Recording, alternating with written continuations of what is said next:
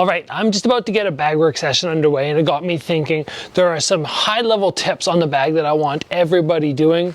Normally I train in here, but it's a bit echoey. There's a weird little reverberation because of the metal. I mean, it is a pretty cool setup, especially on a nice day. I got my chin-up bar right over there, got the bag here, a little bit of the matted floor. Perfect for the nice days outside. But for now, we're just gonna do this episode from here. So when I'm about to start hitting the bag, there are some massive mistakes that many people make, and if you want to hit like a professional fighter, a high-level fighter, you want to avoid these. Number one, this is a big one that I see. People step in, they blast the bag, they give it a good hit, bam, bam, bam, bam. The bag's swinging, and then, okay, I'm gonna stop the bag. And they walk forward, and they legitimately put their hands right on the bag to stop it. The bag swinging is a massive benefit to you in many ways. It allows you to work on your defense. It allows you to work your footwork. So if the bag is swinging away, don't worry about stopping it in any way, unless you're using an actual technique, a defensive technique to stop it. For example, it's swinging. I can use that to go, okay, I'm gonna work my kick. I can stop the bag with that front kick. Or I can use a jab or a big power cross. It's coming towards me, boom, and I stop it. Those are great things. In addition, my footwork. I can take that little step back and perfect. You know, they're coming towards me, the bag's coming towards me, step, create distance. This also means that now you're gonna have to step back in or cut an angle at some point. In addition, if you're somebody who likes to cut angles as you throw a shot, having the bag moving is perfect because I can time it and then cut that angle. It's exactly what we want. We want to be able to take advantage of these motions that the bag creates. So you can not just think, okay, I'm always offensive, but go, okay, now I get to be defensive, or I get to time it and be defensive.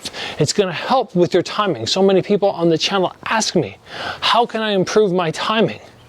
Well, one of the great ways without the threat of somebody hitting you is to utilize the bag. So a swinging bag is not a bad thing. It's a very good thing. Make sure you utilize it. Now I want to talk about when the bag is swinging, what you can do defensively with your Dutch guard. A bag will not have the same force as somebody coming and actually hitting you, but there's a decent amount of force, especially depending on the weight of the bag. So if I'm standing in front of the swinging bag and I go, I want to stop it, and I feel like I'm within punch range, instead of taking those options which I just talked about, I can just stand my ground, guard up, and block with two high hands. Once I'm there, I have that perfect opportunity to work off my counters. So I might start off with a big stream of punches, boom, boom, boom, boom, and then go, okay, I'm within range, block, and then hit back, and then exit. And now the bag will be fairly stationary. You've just accomplished so much in such a short period of time. You got your offensive combo off, you got to practice, okay, I get to block the shot, and then I get to counter. And that's how we make bag work much more similar to actually sparring, as opposed to just treating this as an inanimate object that has no similarity to that of an actual opponent. We can make this much more similar to an actual sparring partner or an actual opponent in the ring. The next thing which a lot of people do is they don't change ranges on their offense. We either see people who are on the outside and they're tapping away and they're, oh yeah, look at me, or they get really tight. And we don't see that change of range. So try to play around with, okay, I'm throwing long, but as I'm throwing long, I take those steps forward, so now I'm hitting with a couple tight shots, and then from there I could guard up, or I could go back to my distance. So I get to start from out of range, and I can go 1, 2, and then tight, and then get my clean exit. That footwork is a great time to actually go, okay, I have a bag, I don't have a paddle holder who's telling me exactly what to do, but I can still do these range changes and get used to when to throw the tight shots and when to throw the distance shots. And streaming them together is a fantastic way to get yourself at that higher skill level.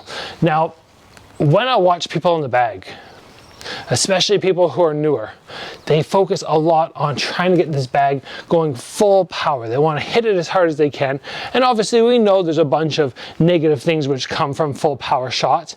A lot of times people flare elbows and they make technical mistakes. But not even looking at the technical mistakes, if I focus on just trying to do movement of the bag, I'm just trying to get it going, it's going to end up being more of a push as opposed to that snap. If we want the bag moving, especially if it's a heavy bag, we want to make sure that we're getting it moving not by hitting and pushing, but by snapping with multiple shots. Multiple shots are going to be the key to getting these heavy bags moving. We're not going to come forward and go, there we go, look at that power every time. We don't want that. That's not what a pro fighter looks like. We want the snap, the getting that movement underway through the bag by just letting those hands rock it out full speed. Now, something that I see when I watch beginners hit the bag, there's a lot of motions and a lot of time that don't look like they serve any purpose. Basically wasted time. And it usually looks like this. And they just kind of move around, bounce, there's nothing else happening. When we're on the outside, don't just go, okay, I'm just bouncing to bounce.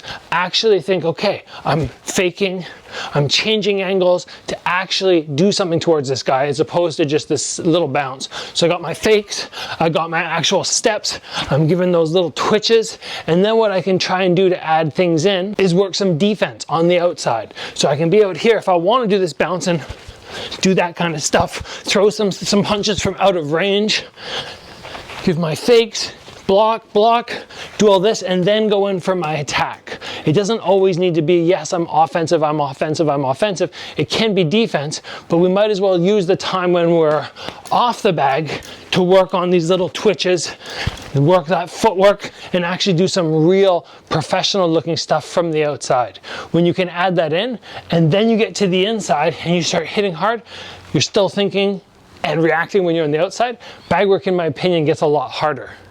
I find that if I just come in and I just hit the bag and then I just kind of really relax my mind, relax my body, let my stomach go loose, that's when I'm like, oh, bag work's not that hard. But when I get to here and I'm actually, okay, stomach's tight, jaw's a little bit tight in case somebody attacks, and I'm actually doing this kind of stuff, the outside is not as much of a break, and we end up just looking like we actually know what we're doing.